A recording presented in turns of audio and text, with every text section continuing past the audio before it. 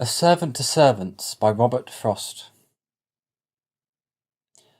I didn't make you know how glad I was to have you come and camp here on our land. I promised myself to get down some day and see the way you lived. But I don't know. With a house full of hungry men to feed, I guess you'd find, it seems to me I can't express my feelings any more than I can raise my voice, or want to lift my hand.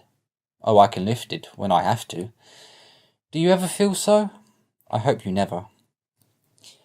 It's got so I don't even know for sure whether I am glad, sorry, or anything. There's nothing but a voice like left inside that seems to tell me how I ought to feel, and would feel if I wasn't all gone wrong. You take the lake. I look and look at it. I see it's a fair, pretty sheet of water. I stand and make myself repeat out loud the advantages it has. So long and narrow, like a deep piece of some old running river cut short off at both ends. It lies 5 miles straight away through the mountain notch, from the sink window where I wash the plates. And all our storms come up toward the house, drawing the slow waves whiter and whiter and whiter. I took my mind off doughnuts and soda biscuit to step outdoors and take the water dazzle a sunny morning. Or take the rising wind about my face and body and through my wrapper, when a storm threatened from the dragon's den, and a cold chill shivered across the lake. I see it's a fair, pretty sheet of water. Oh, Willoughby, how did you hear of it? I expect, though, everyone's heard of it. In a book about ferns? Listen to that! You let things more like feathers regulate your going and coming. And you like it here? I can see how you might, but I don't know. It would be different if more people came, for when there would be business. As it is, the cottages Len built, sometimes we rent them, sometimes we don't. We've a good piece of shore that ought to be worth something, and may yet, but I don't count on it as much as Len. He looks on the bright side of everything, including me. He thinks I'll be all right with doctoring. But it's not medicine. Low is the only doctor's dared to say so. It's rest I want. There, I have it out. From cooking meals for hungry hired men and washing dishes after them. From doing things over and over that won't stay done. By good rights I ought not to have so much put on me, but there seems no other way. Len says one steady pull more ought to do it. He says the best way out is always through, and I agree to that. Or in so far as that I can see no way out but through. Leastways for me. And then they'll be convinced. It's not that Len don't want the best for me. It was his plan our moving over in beside the lake, from where that day I showed you we used to live. 10 miles from anywhere. We didn't change without some sacrifice. But Len went at it to make up the loss.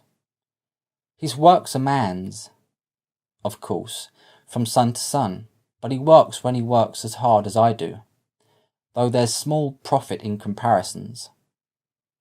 Women and men will make them all the same, but work ain't all. Len undertakes too much. He's into everything in town. This year it's highways, and he's got too many men around him to look after that make waste. They take advantage of him shamefully, and proud too of themselves for doing so. We have 4 here to board, great good-for-nothings, sprawling about the kitchen with their talk while I fry their bacon, much they care, no more put out in what they do or say than if I wasn't in the room at all. Coming and going all the time, they are.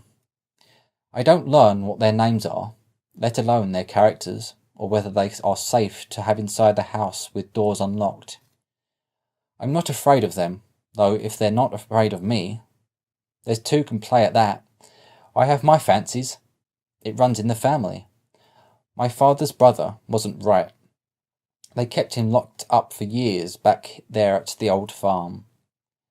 I've been away once. Yes, I've been away. The state asylum. I was prejudiced. I wouldn't have sent anyone of mine there. You know the old idea, the only asylum was the poorhouse, and those who could afford. Rather than send their folks to such a place, kept them at home. And it does seem more human, but it's not so. The place is the asylum.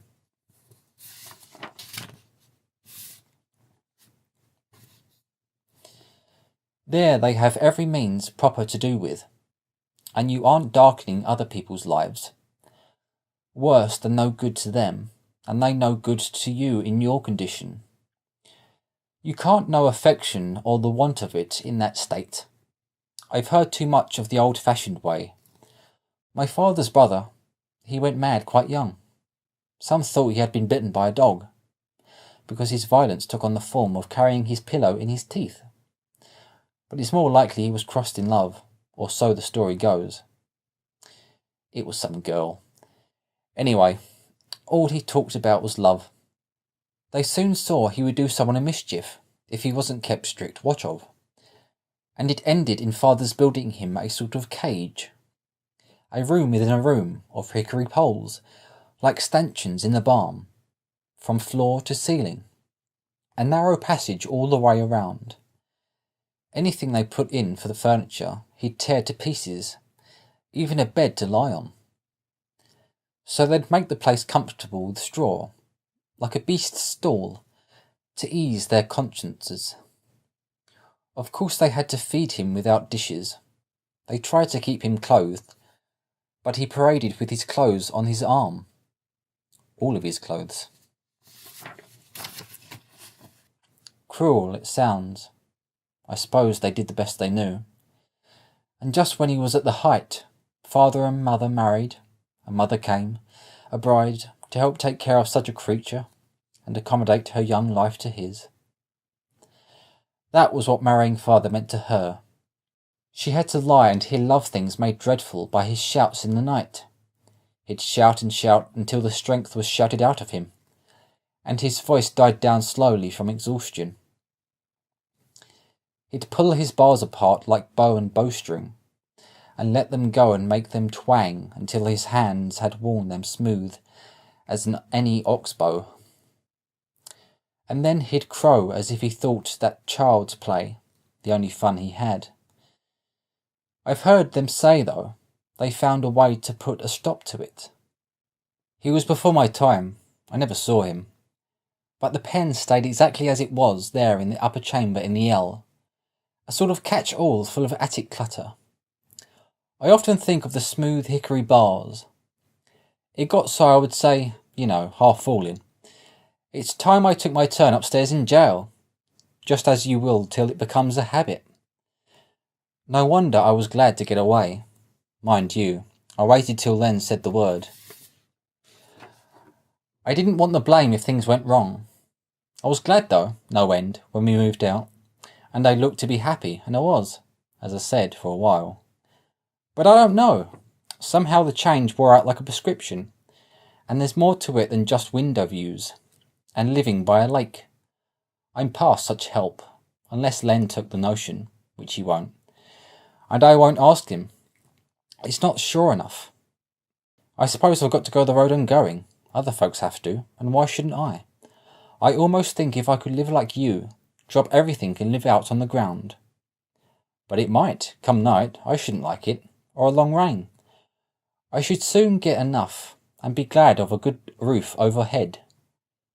I've lain awake thinking of you, I'll warrant, more than you have yourself, some of these nights. The wonder was the tents weren't snatched away from over you as you lay in your beds. I haven't courage for a risk like that. Bless you, of course, you're keeping me from work. But the thing of it is, I need to be kept. There's work enough to do, there's always that. But behind's behind. The worst that you can do is set me back a little more behind.